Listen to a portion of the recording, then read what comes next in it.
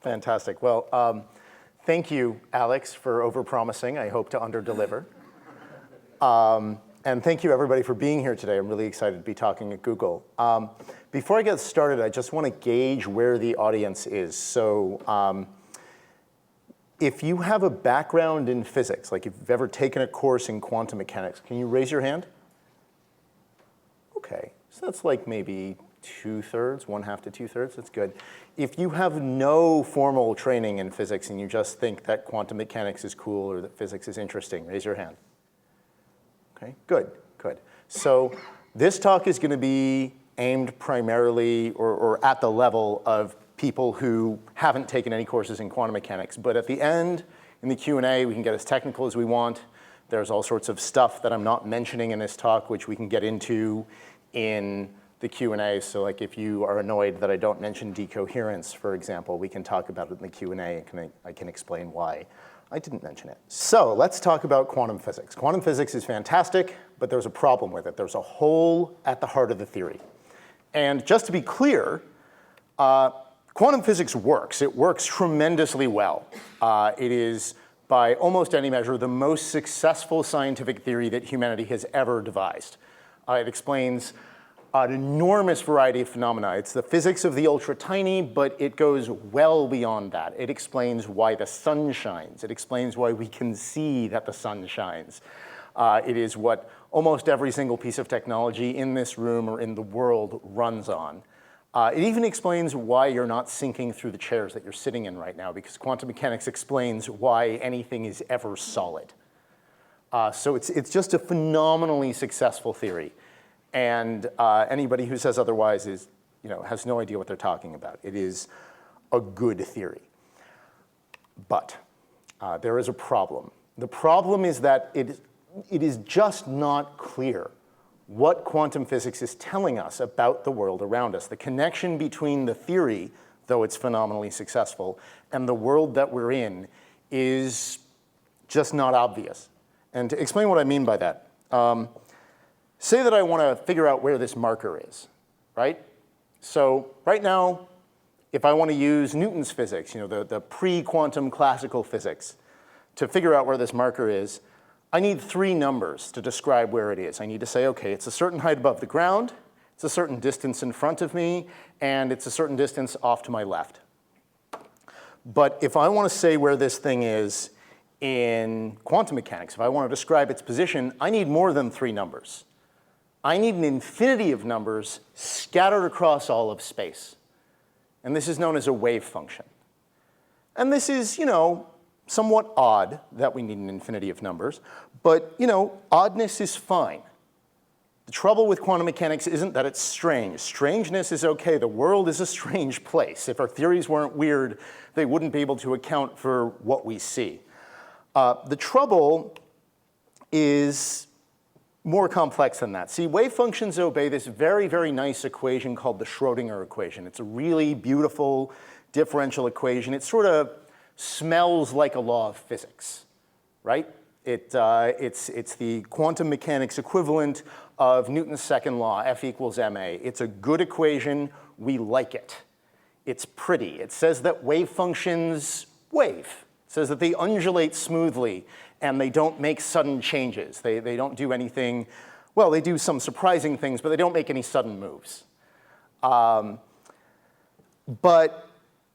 But the strange thing is that wave functions don't always obey the Schrodinger equation. Sometimes when we go and look for a thing, the wave function of that thing suddenly doesn't obey the Schrodinger equation anymore. The Schrodinger equation is temporarily suspended when we make a measurement, and instead the wave function collapses. All those numbers scattered across all of space, they go to 0 everywhere except in the place where we found the object.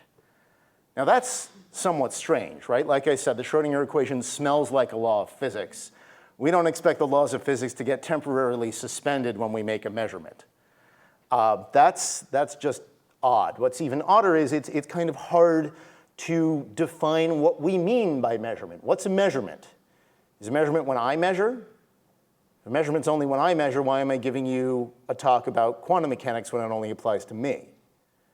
Solipsism isn't really a good look on anybody, and it's not a good look for physics. Is it only when humans measure? Now, Einstein asked, can a mouse collapse a wave function? That doesn't seem quite right either. It seems like it shouldn't really have anything to do with life or consciousness. That's not where we want to go, and that doesn't really make the idea of measurement less weird anyway. Maybe it's when a big thing interacts with this world of the ultra-tiny, the world of the quantum.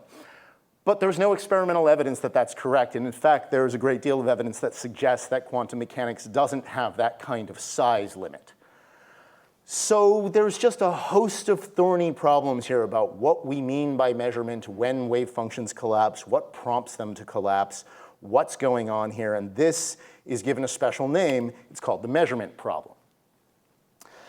Now, it's tempting to say that what's really going on here is that the wave function isn't a thing in the world, it's just a measure of probability in some way. And that is the standard way of thinking about wave functions, is that they just tell us the probability of finding a thing in a particular spot. And then, the idea of collapse somewhat, it looks somewhat less strange. Because then, okay, we don't know where it is, and then we look and we find it, and now we know where it is. And so the probability of it being elsewhere has gone to 0, and that's why wave functions collapse. But it can't be quite that straightforward, because wave functions do some things that we associate with physical waves, like water waves or sound waves or light waves. Wave functions can actually cause interference patterns to appear. That's not something that we think of mere probabilities as being able to do. That doesn't mean that it's not probability. It just means that if it is, it's not straightforward. There has to be a more complicated story here to explain what's going on. And there's also the question of, okay, so before we measure, where is the object that's described by this sort of spread out wave function? Where is the marker before we look for it if its wave function is scattered across all of space? Now, the standard answer here is to say that it's not really in one place or another. It's in multiple places at once. And we don't see markers in more than one place at once, but maybe subatomic particles, maybe atoms and molecules can perform that kind of trick. But if we concede that, if we say, yeah, that's definitely what's going on, then we run into the most famous version of the measurement problem, which is Schrodinger's cat. You knew that this was coming. It's a talk on quantum physics. So Schrodinger put this together in 1935.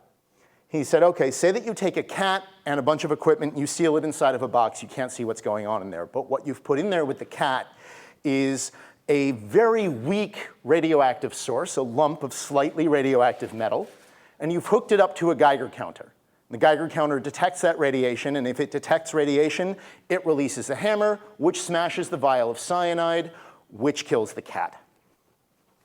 So if measurement is really what collapses wave functions, then the wave function of this whole system shouldn't collapse until you open the box. In other words, this piece of radiation that comes out from the radioactive metal, that's definitely a quantum object. It's a small thing, right? So it definitely obeys the laws of quantum physics, which means that it's, in this traditional way of thinking about wave functions as probability, it means that it's both been released and remains in the metal, which means that the Geiger counter both goes off and doesn't go off, which means that the hammer falls and doesn't fall, the cyanide is smashed and doesn't smash, and the cat is dead and alive until we open the box. And Schrodinger, here he is, said, this is ridiculous. Maybe subatomic particles can be in more than one place at once, but cats are definitely not both dead and alive until we open the box. That just can't be right. That doesn't make any sense, and the fact that this is what the theory seems to imply with the equation that, by the way, guys, I wrote down, that seems wrong, right? That doesn't seem to be the way that the world works. And that doesn't mean that quantum physics is wrong. It's definitely not wrong. It's just not done yet. It's not complete, or there's something else beyond it. And this shouldn't be controversial, right? The idea that our scientific theories aren't the whole story, yeah, sure, there's going to be another theory. Nobody thinks that our scientific theories that we have right now are the end of the story. And that's all that Schrodinger was trying to say. He was saying there's something incomplete here in our understanding of what's going on in quantum physics. But despite the fact that this seems reasonable and straightforward, most of Schrodinger's contemporaries profoundly disagreed with him. So people like Niels Bohr or Werner Heisenberg. Bohr is the guy on the left of that picture from my perspective, so I guess right from your perspective. Heisenberg is the younger one on the other side. So Bohr and Heisenberg, two of the other sort of founders of quantum physics, they profoundly disagreed with Schrodinger, as did many of Schrodinger's contemporaries and many of the other people who put together quantum physics. They said, no, this is wrong. This whole thing with the cat, it's a misunderstanding. Some of them said, yeah, you know, it's just wrong to talk about what's going on in the box before we open it, because what's going on in the box before we look is in principle unobservable.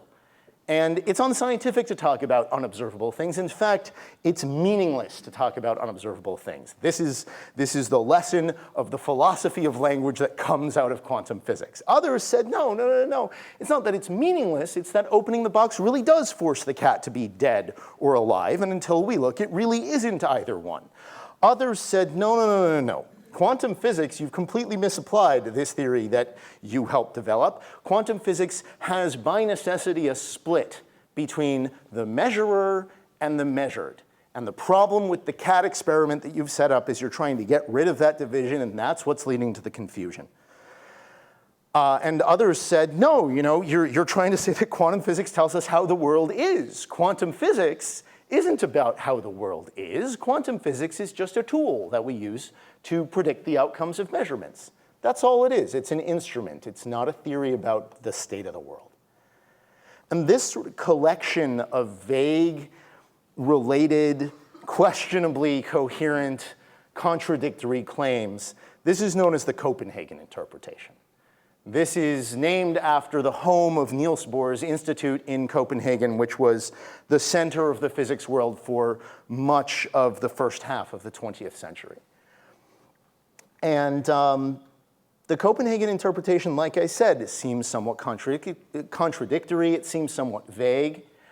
What does it have to say about the measurement problem? What does it say leads to wave function collapse? What does it say is going on there? How do we define what measurement is? How do we say when wave functions collapse? When does the Schrodinger equation apply?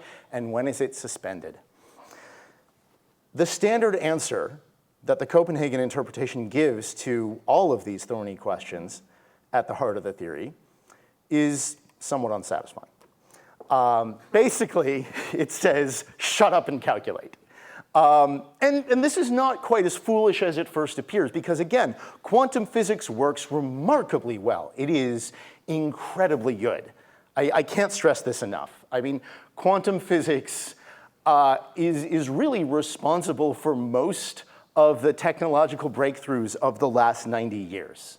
It is an incredibly good theory.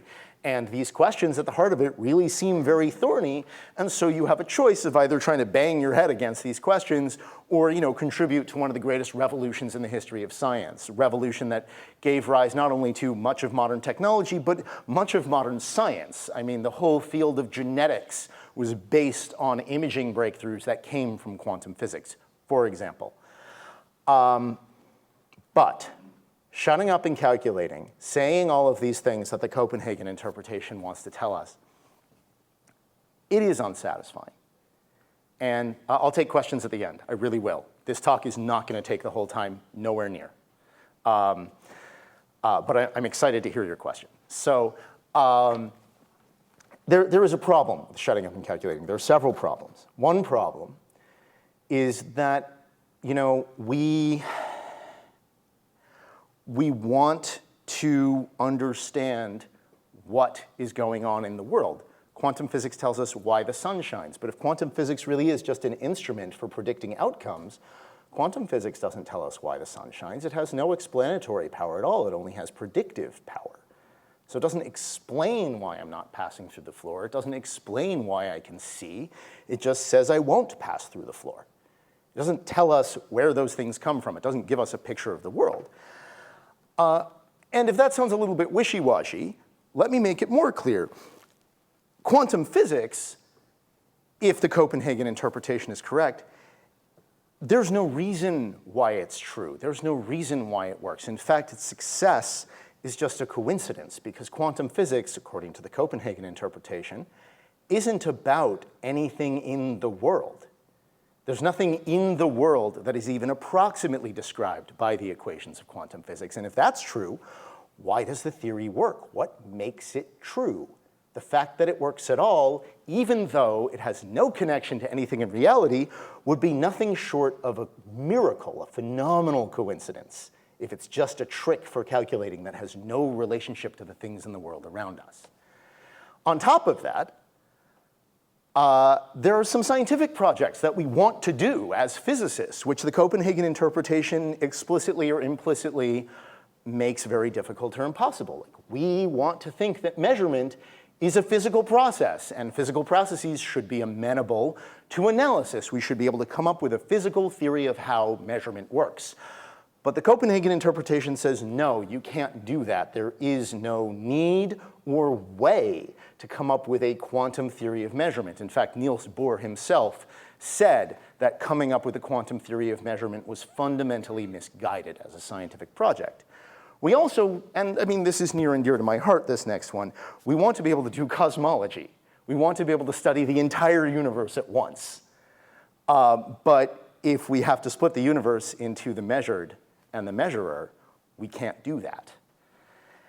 And if we have to split the universe into the measured and the measurer, we have an even bigger problem. We want to account for classical physics, the physics of Isaac Newton, using quantum physics. That's why the theory was developed. It was developed to explain situations that we couldn't explain using classical physics. And yet, if measurements are a necessary part of the theory, and those measurements cannot be described using quantum physics, they can only be described using classical physics, again, as Niels Bohr and company said, then we can't ground classical physics in quantum physics. If anything, it's the other way around. The logical foundations of quantum physics require classical physics, and that seems really strange, especially because there's nothing particularly special about classical physics. You know, Bohr and Heisenberg, they said things like, oh, the idea of measurement has to be grounded in classical physics because that's the way our intuitions work. They read a lot of Kant. And that's not true, because classical physics is profoundly counterintuitive. Our intuitions are no more classical than they are grounded in witchcraft or astrology. Classical physics has many surprising results. If you've ever done that thing where you sit in a spinny chair and you hold a bicycle wheel, I didn't see that coming the first time I did that. I don't think any of us do. So yeah, that can't be right either. So the Copenhagen interpretation is profoundly unsatisfying, both scientifically and philosophically. Now it's time for a couple disclaimers. So here's the thing. Despite the fact that the Copenhagen interpretation is unsatisfactory, it is still the default interpretation. It is the standard interpretation of quantum physics today. It is what is used in most popular science books on the subject. It is what is presented in basically every single widely used quantum physics textbook in undergraduate and graduate courses. I was exposed to it in that way as well. It's what you learn in school. It is what many, if not most, physicists believe to be true, and they believe this to hold the answer to the measurement problem, especially older physicists, as the Copenhagen interpretation was once massively, overwhelmingly dominant. Its dominance has declined over the last few decades. So the first disclaimer is, what I just told you is a minority view. I am in a minority. What I just told you is not, the standard story that you get in a quantum physics class. So given that this is a minority view, why am I so sure that I'm right? Why am I so willing to come up here to Google and other places I've been giving this talk and say, yeah, no, the Copenhagen interpretation doesn't work? Well, there is definitely some controversy over the foundations of quantum physics among physicists, but the history and philosophy of quantum physics, that's a different story. In broad strokes, there is an understanding of what happened over the last 90 years in the development of quantum physics and the philosophy underpinning the stories that we tell about quantum physics. And that history and philosophy is wildly unknown to most physicists. Physicists have a set of historical and philosophical myths that they tell amongst themselves, a kind of folk history that's passed down from generation to generation of physicists, either explicitly or implicitly, about the history of quantum physics and why we believe the things that we're told to believe about it. That folk history is very wrong. It is just, as a matter of historical fact, incorrect.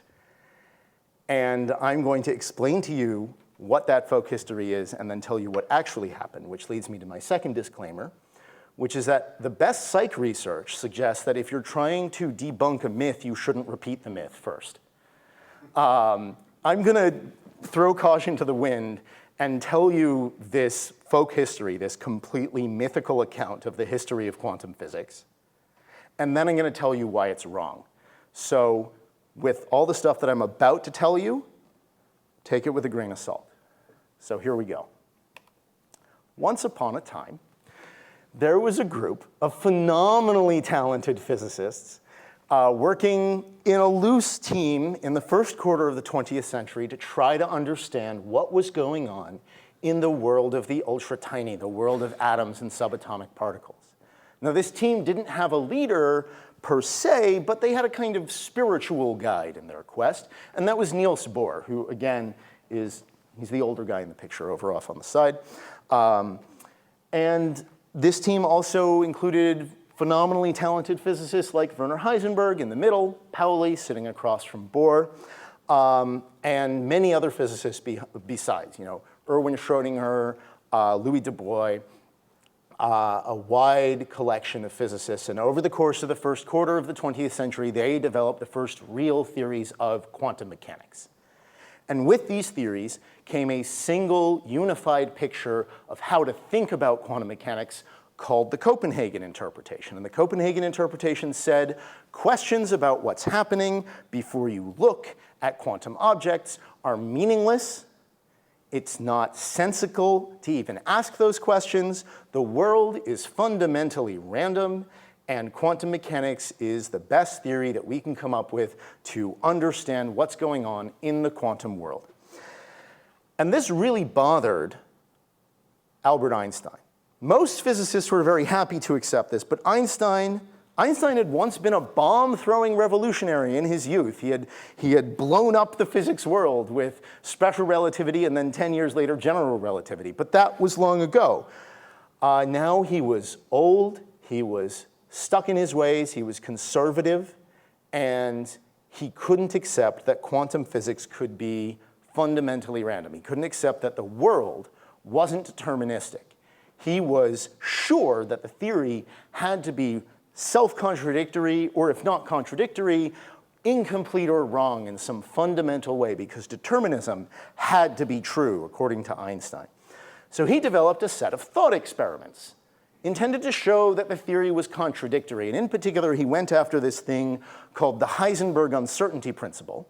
And the Heisenberg uncertainty principle says that you can't know both the position and the velocity, really the momentum, but whatever, the position and the momentum of an object at the same time to arbitrary precision. He came up with a bunch of thought experiments to try to show that this wasn't true, but Bohr and Bohr's team of researchers showed at every turn that Einstein was incorrect, that he had misunderstood things. And this culminated in a thought experiment where Einstein devised a box filled with light that was hanging on a scale spring with a clock attached to it and a little door in the side. And he showed that you could use this to get around a different uncertainty relationship in quantum physics, the energy-time uncertainty relation. But Bohr took a look at this thing and proved that Einstein was wrong for an incredibly embarrassing reason. He said, Einstein, you've forgotten your own theory of general relativity, which shows that this cannot work. You cannot use this device to get around the energy-time uncertainty relationship. Einstein, of course, was incredibly embarrassed, and he laid low for a while. And then he came up with a new thought experiment that was going to show the world that quantum physics couldn't be correct. And so he came up with something called the EPR thought experiment, named after Einstein and his two co-authors on the paper, Podolsky and Rosen. And the EPR paper showed that you had to be able to get around the uncertainty principle, and if you couldn't, that would mean that either quantum physics was incomplete or that there was something going faster than light somehow. Bohr responded to this. You know, Einstein said nothing could possibly be going faster than light. That would be spooky action at a distance. Bohr gave a response, you know, brilliantly dismissing Einstein's concerns. Most physicists thought, okay, you know, that's the end of it. We still don't quite know which one could be right, but you know, it's a matter of philosophy. We don't need to think about that. And then, 30 years later, after both Bohr and Einstein were dead, a physicist named John Bell came along, and he proved that Bohr was right and Einstein was wrong, and that you could not have some more complete theory of how quantum physics worked without violating the predictions of quantum physics. And thus, the world was made safe for quantum physics, and everybody lived happily ever after. So, how much of what I just told you is true? Not a whole lot. Most of that is just wrong. As a matter of historical fact, if you look at contemporary evidence, you know, letters that people sent to each other, lecture notes, rather than looking at, you know, people's recollections of what happened years after the fact, here's what actually happened. It is true that Bohr and Heisenberg and Pauli and a group of brilliant physicists did put together the first true theories of quantum physics. It is true that Einstein was among them and that Einstein didn't like the theory. Einstein, though, when these debates between him and Bohr started in the mid to late 1920s, he was in his 40s. He wasn't exactly old and senile. He was in perfectly good shape. And his main concern actually had nothing to do with the fact that quantum physics presented a world that was, you know, fundamentally random. He had two major concerns aside from that one. That was like a secondary or tertiary concern.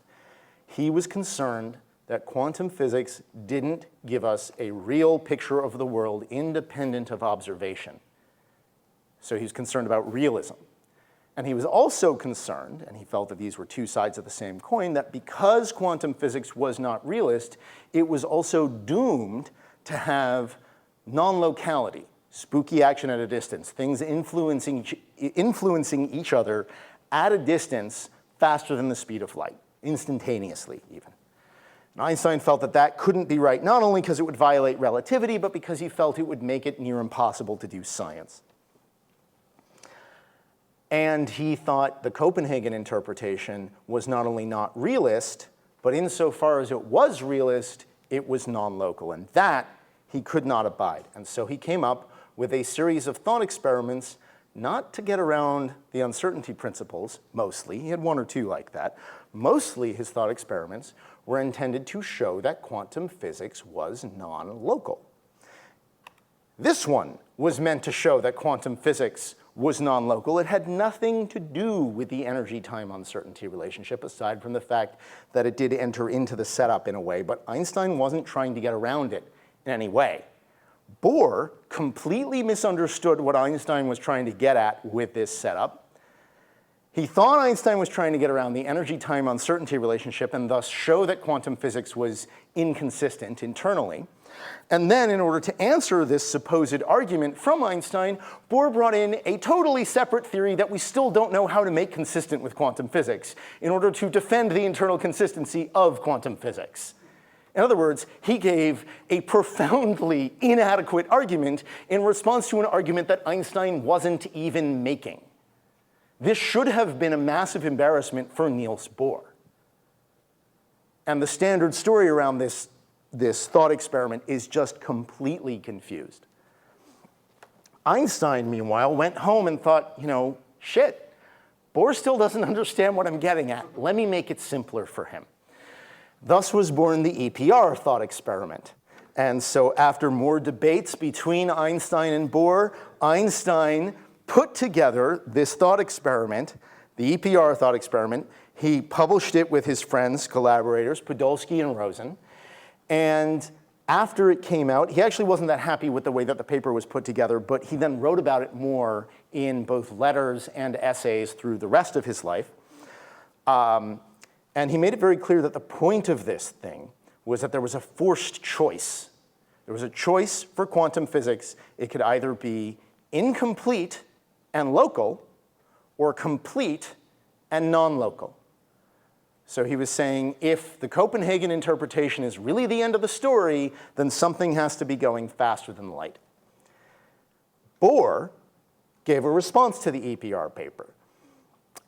It was really, really hard to understand what Bohr's response was saying. And I'm not just saying that because I've read it and it makes no friggin' sense.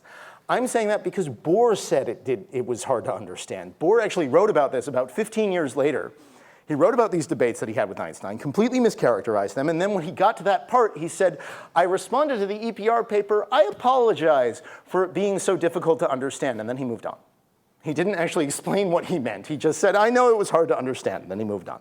Nonetheless, despite the fact that Bohr's writing was sort of convoluted and obscure, people felt that these deep philosophical puzzles at the heart of the theory were actually better addressed by convoluted, obscure writing that made the answers unclear, rather than Einstein's very clear, direct writing that made it obvious that there was a problem here. Part of that was because this confusion between obscurity and profundity. Part of it was that Bohr worked collaboratively with a group of people throughout his entire life, and so he had more people just on his side politically, whereas Einstein was someone who usually worked alone. Einstein described himself as going through life like a one-horse cart. He did not really work with people. He didn't build a school of thought around himself. And part of it was just that Einstein was making a very uncomfortable argument. Einstein was saying, no, we're not done. There's more work to be done here. Whereas Bohr was saying, no, it's cool. Let's go off and keep doing what we've been doing. You don't have to worry about this. You can just shut up and calculate. Now, part of the reason that Bohr won the day was also that there was a proof by John von Neumann that had been published in 1932 saying that there was no way to come up with a more complete theory of quantum physics, that you couldn't, add something to the theory and thus get, something not statistical, something that gives you a more complete picture of reality without actually changing the predictions of the theory. And nobody, not even Einstein, wanted to change the predictions of the theory because the theory is phenomenally successful. So von Neumann's proof and Bohr's writing sort of helped quantum physics carry along. Now, there was just one problem. Von Neumann, one of the greatest mathematicians to have ever lived, made a mistake. His proof was wrong. This was actually pointed out by the mathematician Greta Hermann only a few years later, but people didn't listen to her, probably in part because she was a woman. And in the 1930s, women were usually not even allowed to teach at universities, much less prove John von Neumann wrong. So quantum physics just sort of carried on with a hole at its heart, piling success upon success over the course of the Manhattan Project and World War II, which incidentally, after the Manhattan Project and all that money poured into physics, classroom sizes ballooned. And the historian of physics, David Kaiser at MIT, has done a fascinating study showing that the amount of time devoted to foundational questions in quantum physics in course syllabi after World War II is inversely proportional to classroom size. So the larger the classroom, the less time they spent talking about these questions at the heart of quantum physics, which makes some sense. It's hard to address them properly. So after the war, a young physicist named David Bohm came up with a different way of thinking about quantum physics. He discovered that you could just take the equations as they were and develop an entirely different picture of nature to go along with it, one that involved waves and particles and was entirely deterministic. In particular, it involved particles sort of surfing on waves. And those waves would guide the particles. The waves could interfere with themselves and with other waves, and they would guide the motion of the particles to appear in the correct locations as to make the predictions of quantum physics true. And this became known as pilot wave theory. But this was largely dismissed at the time, in part because of von Neumann's proof, in part because Bohr's ideas had already become entrenched over the quarter century before that, and in part because David Bohm had, I'm going to go ahead and call it shit luck. David Bohm got really interested in communism in the 1940s, and then he got called up before the House Un-American Activities Committee in the late 1940s, chaired by someone you probably haven't heard of named Richard Nixon. And And then he got arrested on contempt of Congress because he wouldn't name names, because he had, integrity. And then he was cleared because it turns out there is, in fact, a Fifth Amendment in the United States Constitution. But it didn't matter. He was blacklisted. He was fired from his job at Princeton. And in fact, it was while he was waiting for his day in court that he developed pilot wave theory, which had, by the way, part of it had been previously discovered 25 years earlier by Louis de Broglie, but Bohm sort of independently rediscovered it and then completed the theory. But Bohm was cleared on all charges, but he was blacklisted. This happened right after he submitted his papers, even before they were published.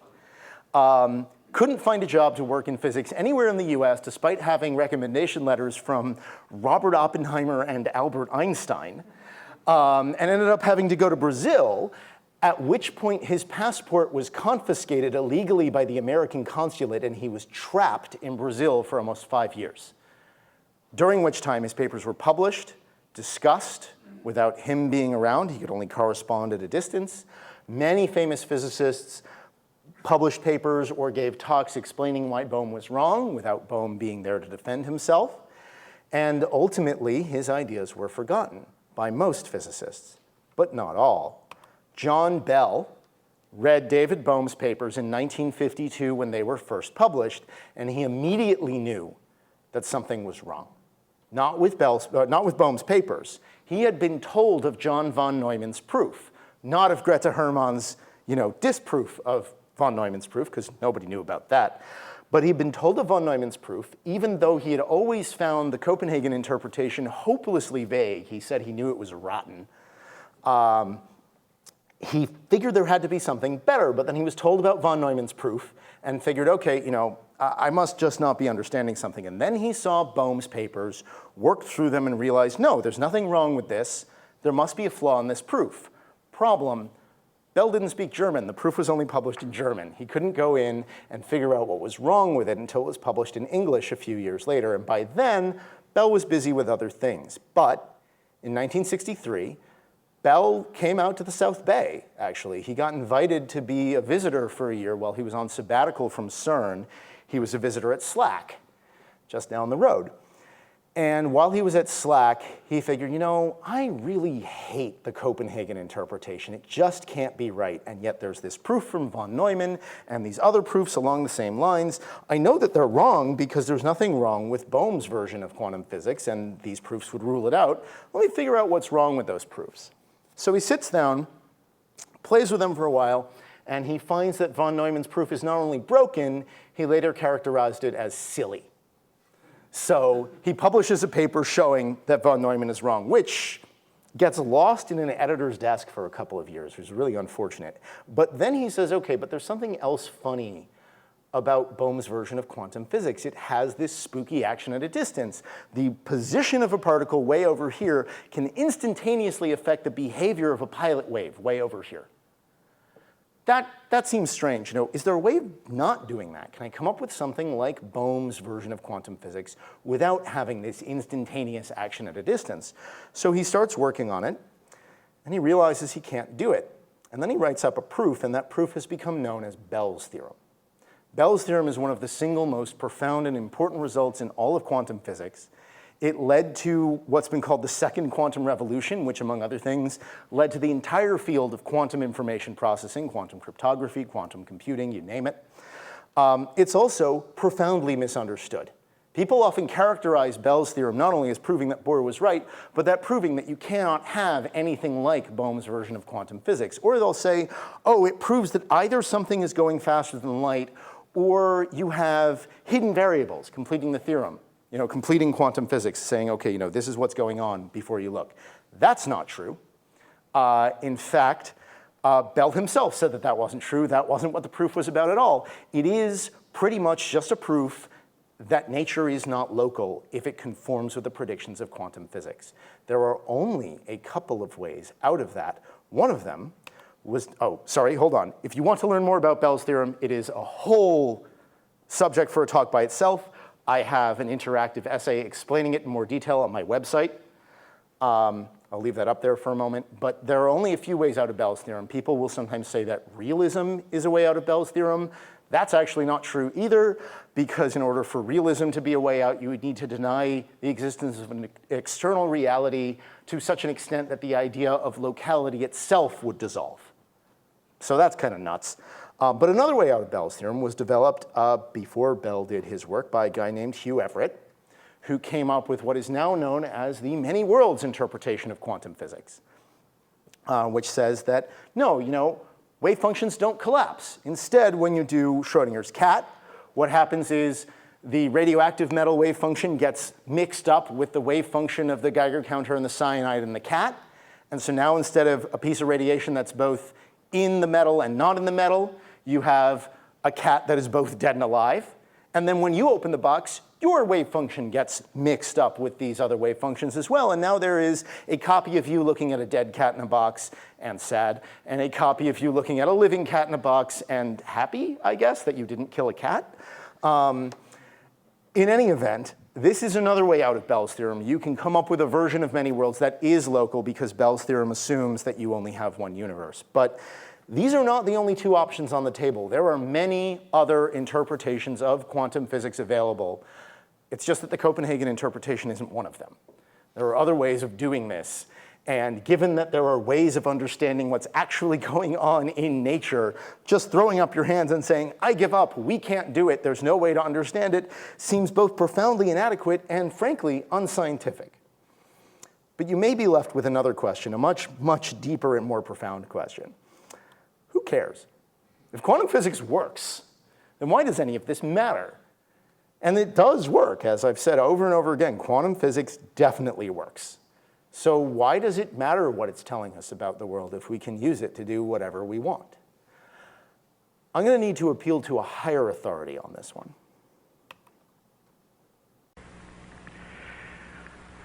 Now, another thing that people often say is that for guessing two identical theories, suppose you have two theories, A and B, which look completely different psychologically, have different ideas in them and so on, but that all the consequences that are computed, are exactly the same.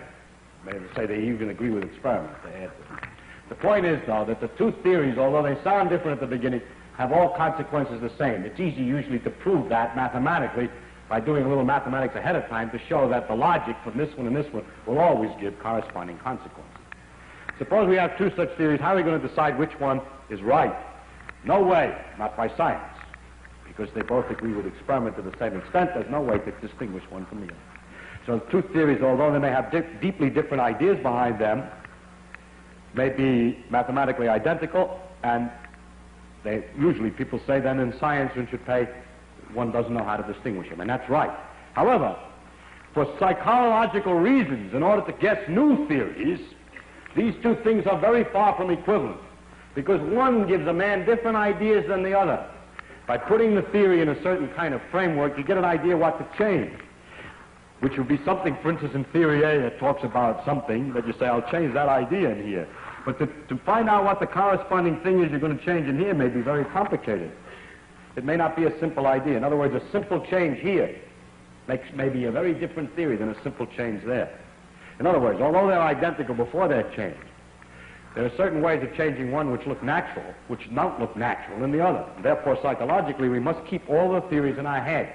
And every theoretical physicist that's any good knows 6 or 7 different theoretical representations for exactly the same physics, and knows that they're all equivalent, and that nobody is ever going to be able to decide which one is right at that level, but he keeps them in his head hoping that they'll give him different ideas for guessing.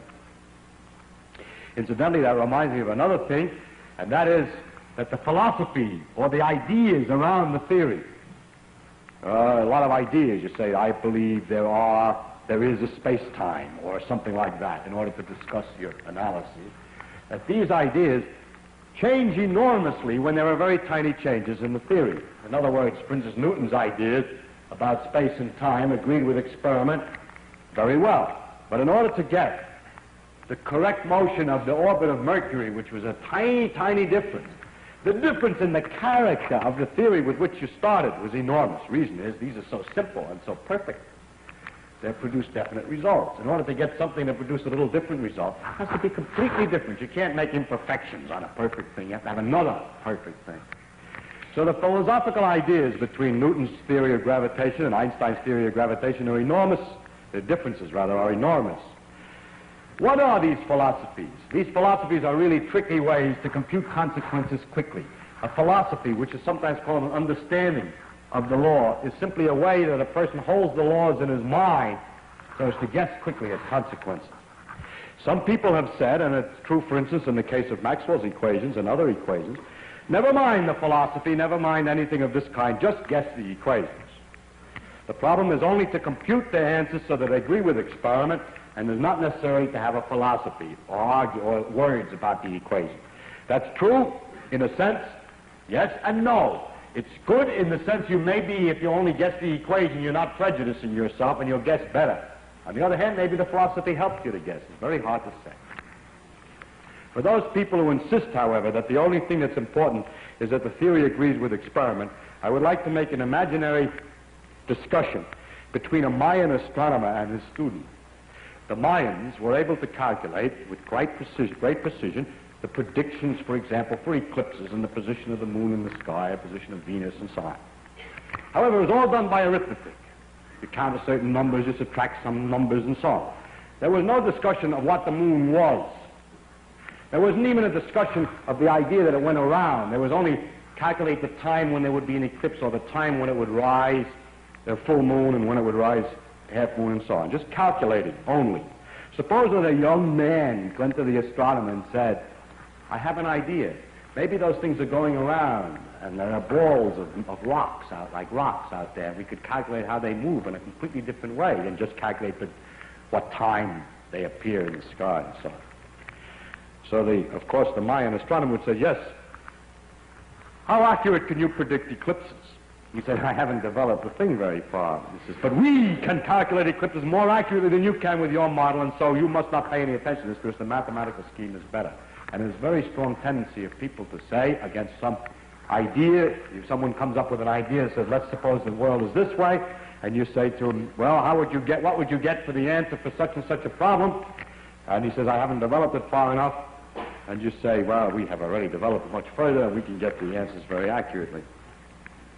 So it is a problem as to whether or not to worry about philosophies behind ideas. So it's certainly true that you can use whatever interpretation of quantum physics you like and come up with the same predictions. And given that, there's no test that you can perform to show which interpretation of quantum physics is correct. But the story of the world that goes along with the theories that we have in science plays a big role in the actual practice of science. It actually influences the way that we come up with new theories to go beyond the current theory. It influences what experiments we conduct, and it influences how we interpret the results of those experiments. Feynman gives an example of, and this is in, by the way, his book, The Character of Physical Law, which is a compilation of the lectures that I was going to play a clip from. Feynman gives the example of someone going to a Mayan astronomer, back when the Mayan civilization was at its peak, and saying, look, I know we have this theory that says that, that allows us to predict when eclipses will happen and when Venus will transit the sun and all these other things to phenomenal precision, but the theory doesn't tell us what Venus is or what the moon is. I have a theory that tells us all those things.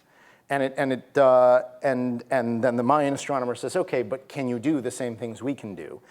And the other guy says, well, no, I haven't developed it fully yet. Well, it doesn't mean that we shouldn't listen to the other guy, right? And it doesn't mean that even if he could get it to work just as well as Mayan astronomy, that doesn't mean that, there's no difference between the choices we make in our theories. It matters for the progress of science, and it matters beyond just the realm of science as well. It matters for the entire world. Remember, throughout the history of humanity, this was, at least in Europe, the dominant way of thinking about what the universe looked like throughout most of human history. The Earth is at the center, and everything moves around us. And it wasn't until Copernicus in the 1500s that people started seriously considering the possibility that the Earth is not at the center of everything. And without that move, without Copernicus uncentering the Earth, it seems unlikely that Darwin would have had the audacity to say, yeah, humans are not at the center of creation either. We are just another part of a giant tree of life. And without those two insights, our entire modern world, not just science, but culture, art, movies, would look entirely different.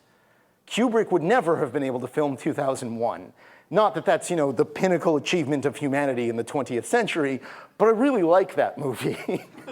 And I think it's an important piece of art, and there are other very important pieces of art, science, religion, politics, economics. All of the realms of human experience and endeavor are affected by the stories that we get from our science.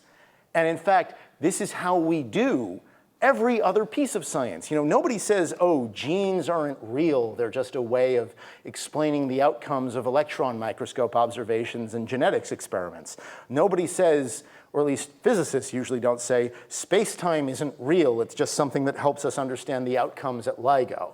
We don't say electromagnetic fields aren't real. We're very willing to grant reality to things, except when it comes to quantum physics. And the reasons for that are largely historical. I've written a book that is about all of this.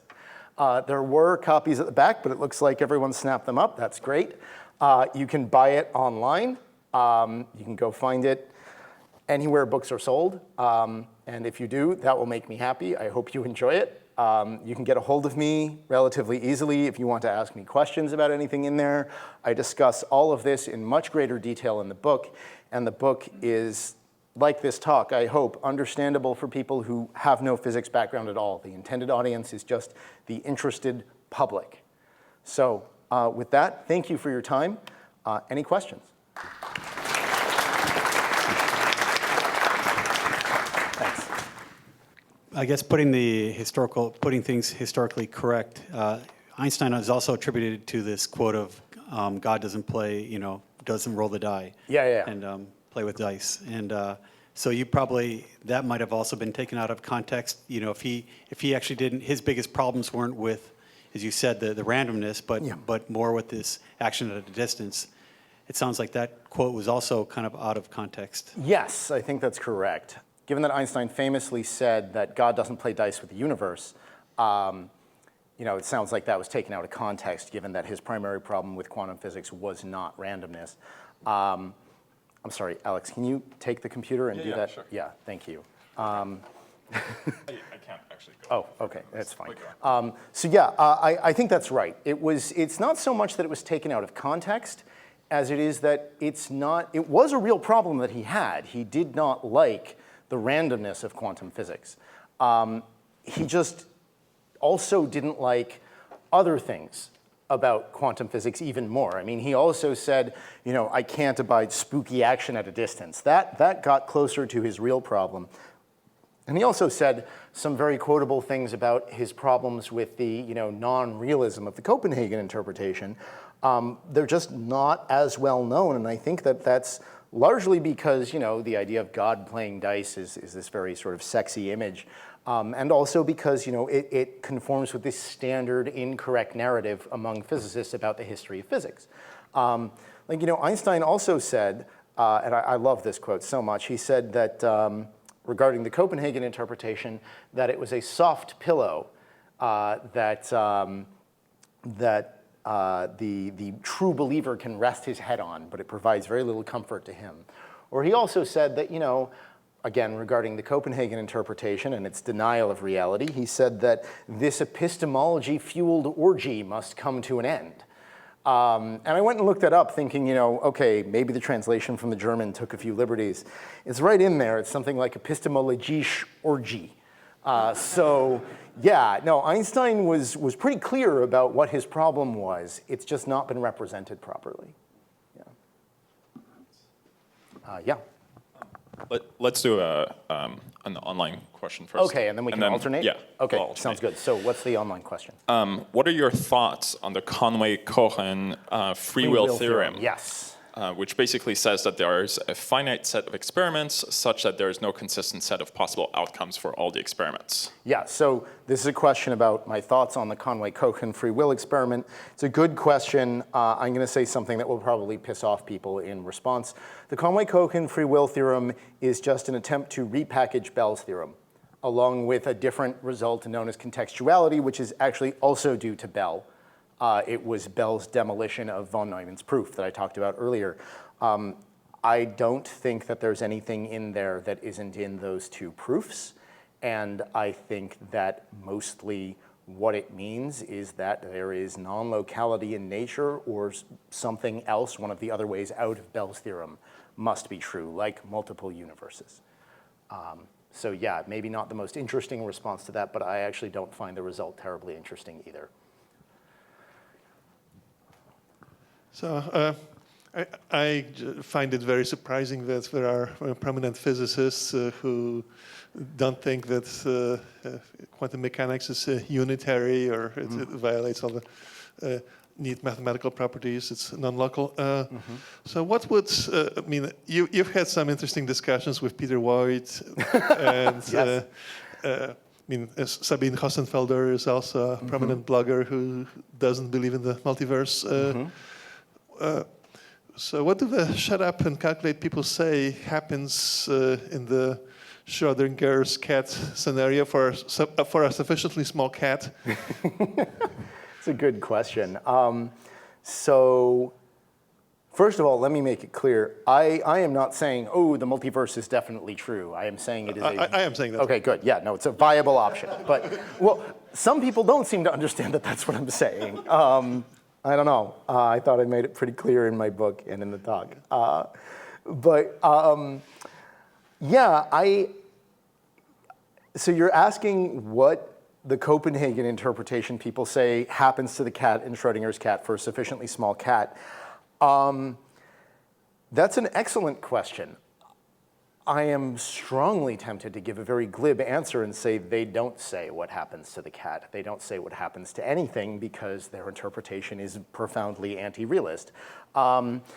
If I wanted to be more charitable, I would say you have to pick a version of the Copenhagen interpretation. There is no single Copenhagen interpretation, and arguably it's not an interpretation at all. So it's the phrase, the Copenhagen interpretation, is a little bit like the Holy Roman Empire. You know, there's no the, and there's no interpretation, and the affiliation with Copenhagen is questionable. But if you pick a version of Copenhagen, if you say, okay, let's pick the version that says quantum mechanics stops applying at a particular, size scale, then the answer of what happens to the cat is reasonably clear. If it's larger than that size scale, then the cat is either dead or alive, and if it's smaller, then the cat is both dead and alive.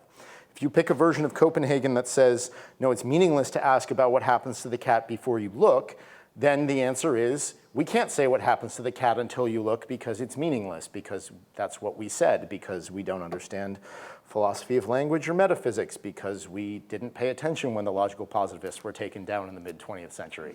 But I definitely... But then you can get an interference pattern of cats. I agree. Yeah, no, you can get an interference pattern. The interference pattern is real. I can't defend it because I think it's not just wrong, but logically incoherent. Which makes it very, very difficult to be, sympathetic. I have to pick a version of it, and as far as I can tell, the most reasonable version of Copenhagen, which some people at least did believe at some points, is that there's some sort of split between the classical and the quantum. It happens either at some scale or when it hits the brain, because the brain is somehow exempt from the laws of physics. Anyway, yeah. Let's take another Dory question first. Yeah. Oh, okay. Free will is bogus and the world is entirely deterministic. Does this contradict quantum physics? What does it mean for there to be no causation?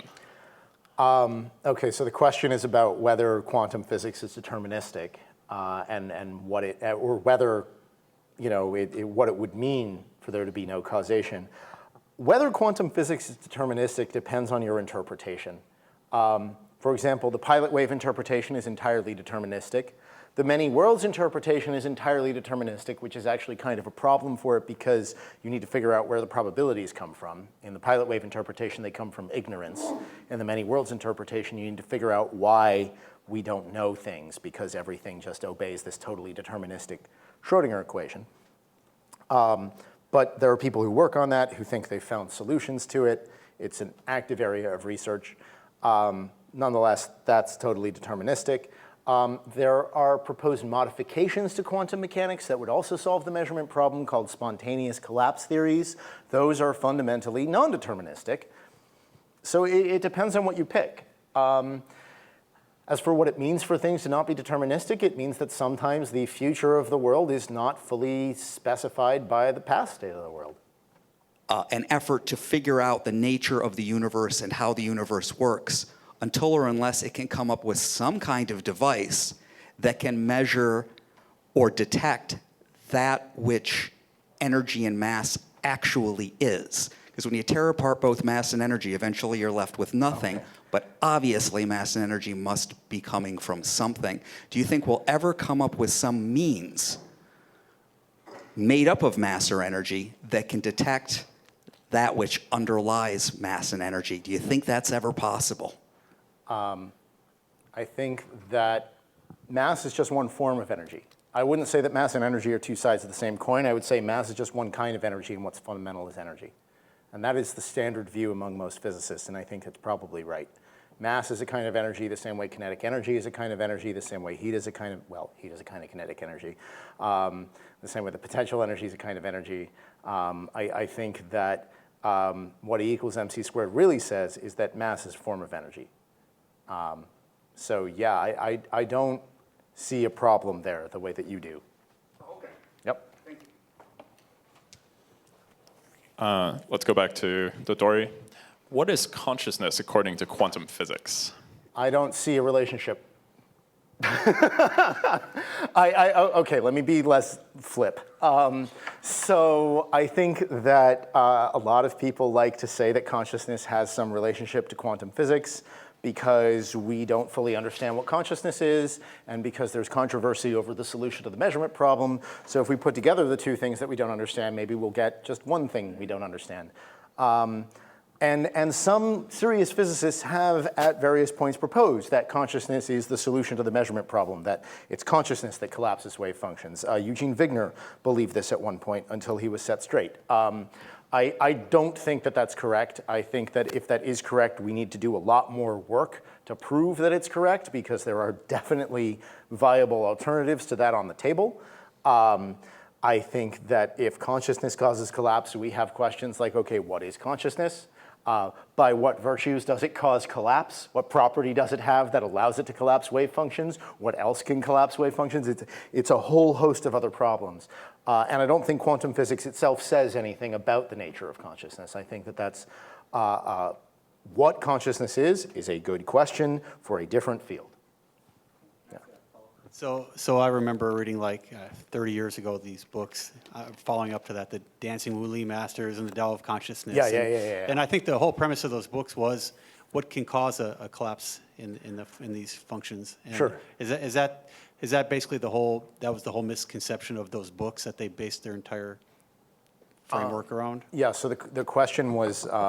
And can I ask a follow-up, which is, yeah. What does cause a collapse? What can cause a collapse in this function? Sure. Okay, so first I realized I never actually repeated the original question I just answered, which was, what is consciousness according to quantum physics? That's the answer I just gave. Your question was these books, the Dancing Wuli Masters, the Tao of Physics. Was this about a misunderstanding of what causes the collapse of the wave function, and then what does cause the collapse of the wave function? I think that those books were... And full disclaimer, I have not actually read both of those books from cover to cover. I flipped through them. But I think that part of the deal with those books is that they are interested in going after these questions that were seen as verboten for physicists by the Copenhagen interpretation, which, you know, the shut up part of shut up and calculate has a sort of moralistic sense to it. Like, not only don't you need to ask these questions, you shouldn't ask these questions. Good physicists don't ask these questions. There's something wrong with you if you ask these questions, which is bullshit. But I think that these books were motivated in part by a desire to ask those questions. And then they said, okay, and let's ask other questions that are verboten to physicists, like, is there ESP? What about, telekinesis? What about the relationship between religion and quantum physics, consciousness and quantum physics? And I think, throwing in all that stuff really confuses things. But I think that they were right to ask the question of what's going on in wave function collapse. I also think that they were motivated by this sort of desire to see similarities between certain religions and quantum physics. And just to talk about that for a second before I get to your last part of the question, I think it's generally a bad idea to try to find parallels between religion and science, because science has this nasty habit of being refined and corrected and proved wrong, or scientific theories get overturned. So if you try to latch your religious philosophy onto a particular scientific truth, there's a good chance that your religious philosophy is going to go down the toilet when that truth is found to be not quite true or completely wrong. So I'm not very sympathetic to that project, and I don't think that people who like religion should be either. Anyway, as for what actually causes the collapse of the wave function, I don't know. I don't even know if wave functions do collapse. If they don't collapse, we live in many worlds. Or we have something like pilot wave theory, where collapse is it's something that's sort of relative to other stuff. It's more complicated than that. Or we have something like a spontaneous collapse theory, where collapse is a real objective thing that happens at random. Or one of the other options. So I don't know what causes it. But either wave function collapse is happening, or something is causing it to look like wave function collapse is happening.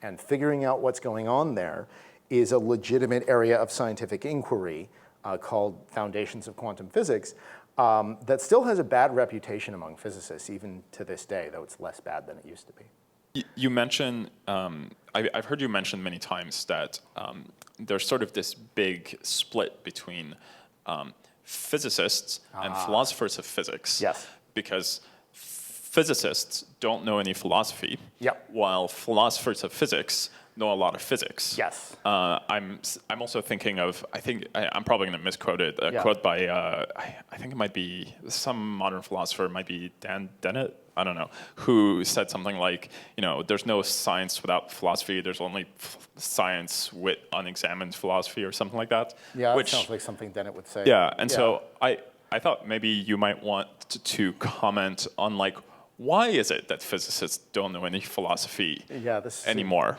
at least? This is a very good question. So the question is about why physicists mostly don't seem to know philosophy, but philosophers of physics, the serious ones, tend to be very well schooled in physics. Many of them have undergraduate or even PhDs in philosophy, or in physics as well as philosophy. There's definitely an asymmetry there, where the philosophers know much more physics than the physicists know philosophy. As a physicist, I'm interested in asymmetries. So yeah, I think that basically this is due to a variety of historical and cultural factors. I think that quote, whether it's Dan Dennett or whoever who said that, it's definitely true that physicists engage in philosophy all the time while doing philosophy, or while doing physics. It's just part of it. And then the question is, okay, why don't they admit that? Why don't they look at this? Well, philosophy has a bit of a bad reputation among physicists. So why does it have a bad reputation? That's a hard question to answer. I think part of it has to do with those same factors at work after World War II, where academia just got flooded with more people. And this led to a sort of balkanization of academia. And the walls kind of went up between departments. It used to be that physicists generally had some schooling in philosophy. Now that's not necessary. I'm not saying that we should go back to the good old days. There are plenty of problems. But I do think that a liberal arts education is quite valuable for doing almost anything. But I think that due to that, that sort of set of boundaries between academic disciplines, that has made it easy for physicists to be ignorant of philosophy, and then it's easy for misconceptions about philosophy, like it doesn't make progress, they just ask the same questions over and over again. They're not like us physicists, that kind of thing to show up. Philosophers also have a habit of asking very annoying questions. This is a long and proud tradition going back to Socrates, though most of us don't have to drink hemlock as a result. But one way of dismissing annoying questions is to say that the people who ask the annoying questions are stupid and don't need to be listened to, or you make them drink hemlock. So, but that's another thing. I think that there are some philosophers who are, let's say, skeptical of scientific progress. This has to do with a split within philosophy between analytic and continental philosophy, which is a whole other thing. And those names are incidentally not relevant at all to what those fields study. They're just historical artifacts. But continental philosophy tends to, be a little bit more skeptical of authority in any form. And in many ways, rightly so. And it tends to ask questions about scientific authority, which, if you interpret them naively, or if you're a bad continental philosopher, can lead to people saying things like, oh, science is just as good as any other way of trying to solve problems. And that's some bullshit. And scientists would be rightly dismissive of that. And then they might lump all other philosophers in with that. But that's just a guess on my part. So I think that basically philosophy has a very bad reputation for a variety of reasons. It used to not.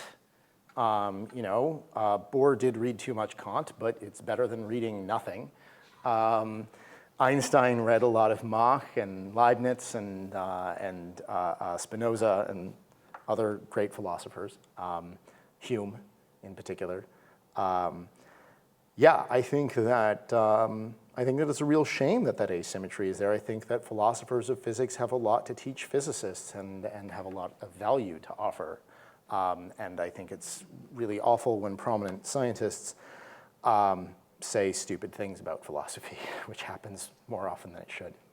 So the next question is, what about the success of quantum electrodynamics in predicting? It seems like your answer is the past hour-long talk, roughly. So the success of quantum electrodynamics, absolutely. Quantum electrodynamics and quantum field theories in general are extremely successful. I'm not debating the success of quantum physics. It absolutely works. It's just an incomplete picture of what's going on in the world. And throwing in quantum field theory as opposed to just vanilla quantum mechanics doesn't fix the problem. If anything, it makes it worse. Some people will say, oh, quantum field theory definitely gets you around Bell's theorem because quantum field theory is designed to be compatible with special relativity. There are these things called the commutation relations that sort of ensure this relationship. No, that doesn't solve the problem at all because you still have the problem of wave function collapse in quantum field theory, and that is subject to Bell's theorem, and that does not get solved by the commutation relations, and this is a massive misunderstanding that still persists among physicists, and that's just a mathematical mistake. That's just an error. Quantum field theory doesn't solve this problem. Quantum field theory also has other problems. It works incredibly well, but it also has its own unique issues, that mathematicians worry about, like renormalization or something called Hogg's theorem, which don't get me started. I won't. Anyway, Maybe so later. quantum field theory is great. I love it. It is a wonderful theory. It doesn't solve these problems. Okay, we have time for one more question. So I think since you haven't had time. Just to follow up to your previous answer, without speculating about why physicists have a bad image of philosophy, can you, from your research, pinpoint when this attitude, when did physicists start to have a bad image of philosophy? And since you're a physicist and a philosopher, can you give us your attitude towards philosophy, noting that your answer doesn't need to be monolithic? Sure. Is there some part of philosophy that you think was worthwhile? I don't know exactly when the split happened. I don't think it's something that happened all at once. I think that World War II has a lot to do with it, which is, in a way, a kind of boring answer.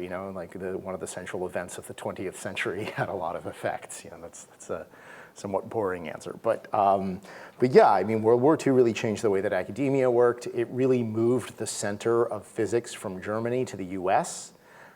The US already had a tradition of much more pragmatic approaches to the sciences, which, that's going to make philosophy look less useful. There was also this school of thought called logical positivism, which was very influential in the first half of the 20th century. And then And it was also a school of thought which was dismissive of certain kinds of philosophy. And then around the time that physics and philosophy kind of decoupled around the end of World War II, that was also the beginning of the real decline of logical positivism, even among philosophers who were sympathetic to the aims of the positivists. And so by the time positivism was sort of fully discredited, physicists couldn't really get the memo and still use a lot of positivist-ish arguments, really knockoff positivist arguments like, oh, it's meaningless to talk about things that you can't see. They would use those arguments to dismiss most of philosophy when in fact philosophy has, decades-old counter-arguments explaining why that doesn't work. And when you present those to physicists, they will sort of stare at you slack-jawed, like, wow, how did you come up with that yourself? That seems very profound. And think, no, that argument is older than both of us combined. So yeah, as for my take on philosophy, I think that in general, it is usually a bad idea to dismiss almost any area of serious academic inquiry. There are exceptions, such as, evolutionary psychology, but I like psychology, evolutionary psychology. But I think that most of philosophy has something worthwhile. I think philosophy of physics in the analytic tradition has done a lot of really great work, in particular because it's gone after these questions that physicists have largely ignored. But I also think that philosophy of science really helps to clear up a lot of misunderstandings that are prevalent among scientists of all stripes about how science works. There are some naive ideas there that philosophers have helped to sort of kick to the curb. I think that if you think that you have a simple answer to a deep question, talking to a philosopher for a few minutes will usually tell you that you're wrong. And I think that it's good to experience being wrong. I think that that's an important part of the human experience. And I think that it's good to think deeply about strange questions.